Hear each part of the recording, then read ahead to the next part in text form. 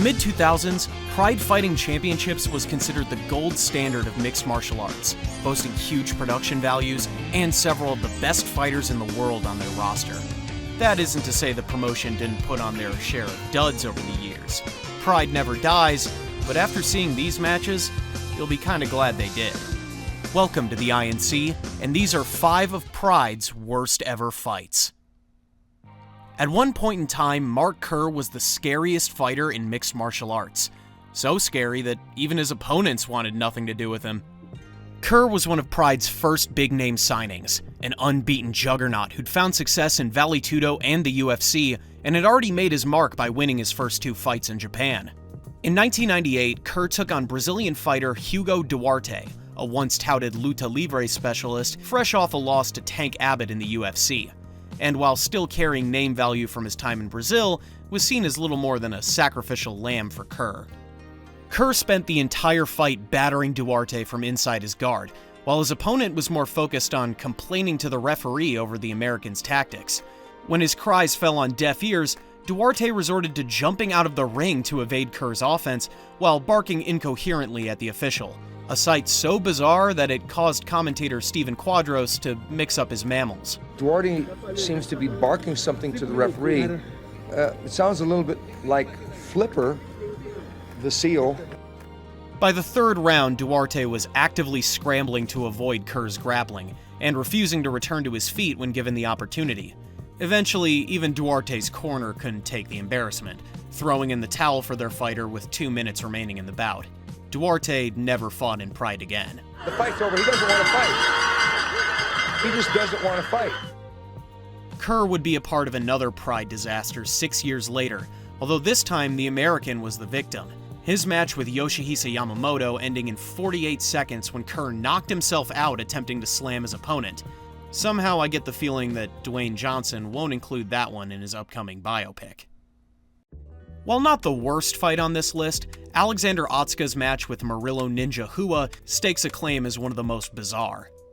The older brother of UFC legend Shogun Rua, Ninja was one of the first successful exports from the famous Shootabox Academy, and his early fights in Pride saw him claim brutal stoppage wins over solid opposition.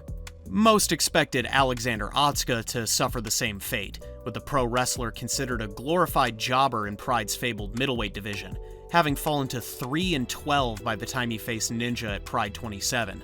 Despite Otsuka having gone the distance with a pre-UFC Anderson Silva, his poor record and Ninja's propensity for violence left many expecting a swift and ugly finish to the bout.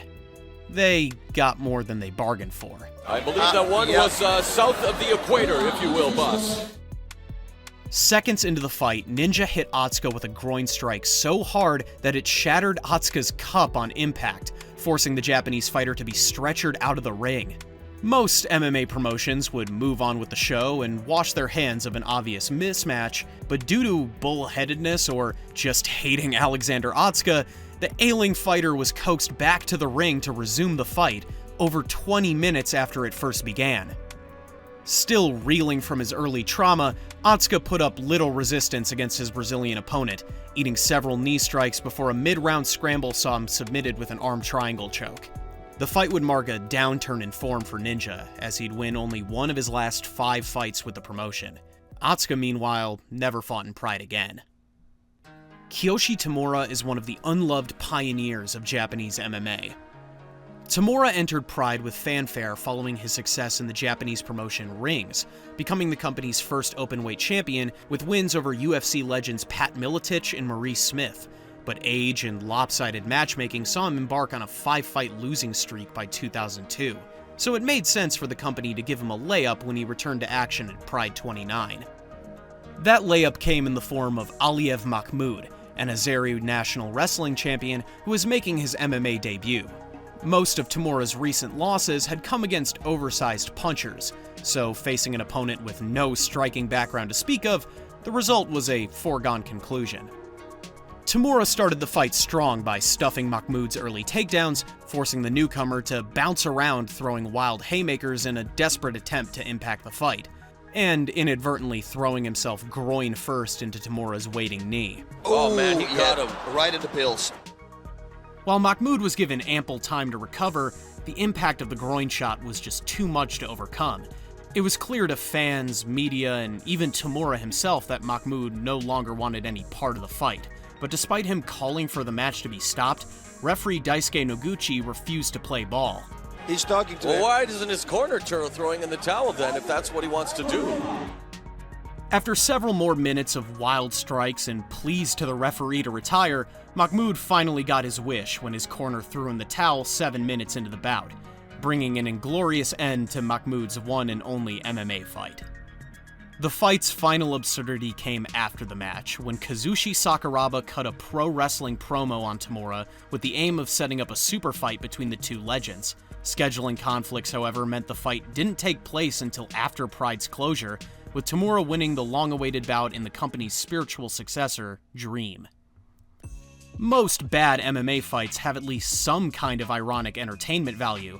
The same can't be said for the next fight on our list.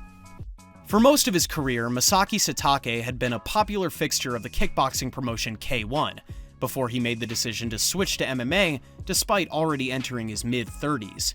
Without Alex Pereira matchmaking to protect him, Satake found the going tough in his new surroundings, and was riding a 1-3 record when he faced pro wrestler Tadaw Yasuda at Pride 13. Yasuda had been hired at the request of Antonio Inoki, who'd recently been entering wrestlers from his New Japan promotion into shoot fights with the aim of legitimizing them as real athletes, an approach so strange that it warrants its own video in the future. Along with pro wrestling, Yasuda had enjoyed limited success competing in sumo, and faced with a champion kickboxer in front of him, was forced to call on his expertise the only way he knew how. The old right hand by Satake. Yasuda coming in, getting that body lock position. Yasuda trying to turn for a side-to-side hip throw. Yasuda spent the entire fight pressing Satake against the ropes, failing to mount any kind of meaningful offense while attracting the ire of both fans and commentators. Despite being broken up several times and multiple warnings from the referee, Yasuda constantly returned to the sanctity of the corner. Statistics suggested the wrestler landed just 17 strikes during the 20-minute bout. A young Torres Finney took notes. Thanks to the sheer abundance of control time, Yasuda was given the judge's nod by split decision, but it came as a price as the company chose not to invite the fighter back. Yasuda last fought in 2003 before officially returning to pro wrestling, but not before claiming another kickboxing scalp in K1 legend Jerome LeBanner, thus officially proving the effectiveness of that sumo-style wrestling. A guy who outweighed him by, I'm going to guess, 40 pounds and had, 5 inches of reach on him and got him on the ground. It's called wrestling, sumo-style wrestling, and he just pinned him. He pinned him. We end with what many consider one of the darkest moments in MMA history. In 1997, Mark Coleman was on top of the MMA world. The former Olympian had been one of the most dominant fighters in the sport's early years, becoming a 2-time UFC tournament champion before winning the company's heavyweight title against Dan Severn. Coleman's stock, however, had taken a hit after losing his next 3 fights, so when a big money offer came to compete in Japan, the Hammer didn't need asking twice. His opponent was company founder Nobuhiko Takata, a pro wrestling legend who had headlined Pride's first card against Rickson Gracie.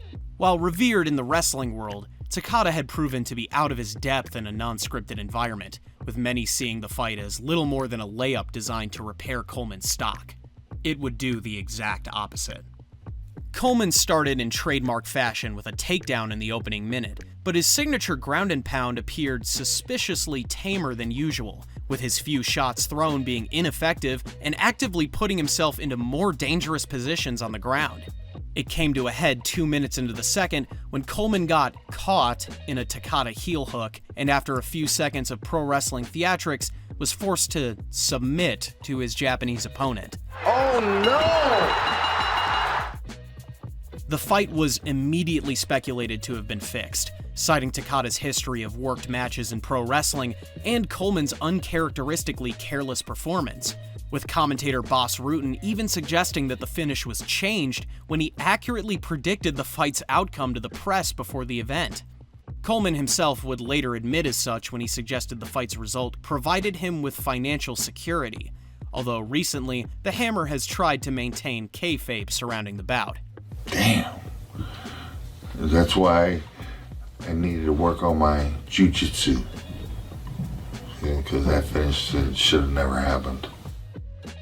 Coleman's dive guaranteed him further outings in Japan, putting the loss behind him with a career turnaround that culminated in winning the 2000 Pride Grand Prix, ending the 38-fight winning streak of Igor Vovchanchyn in the process.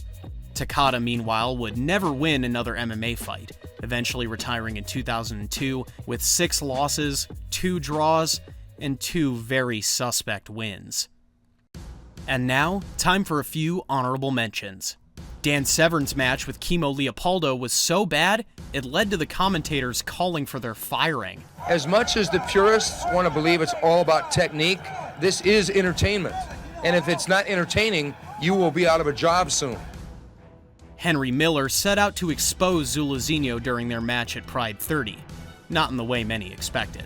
Great work by the camera crew to bring you the up-close knee strike and a whole lot more.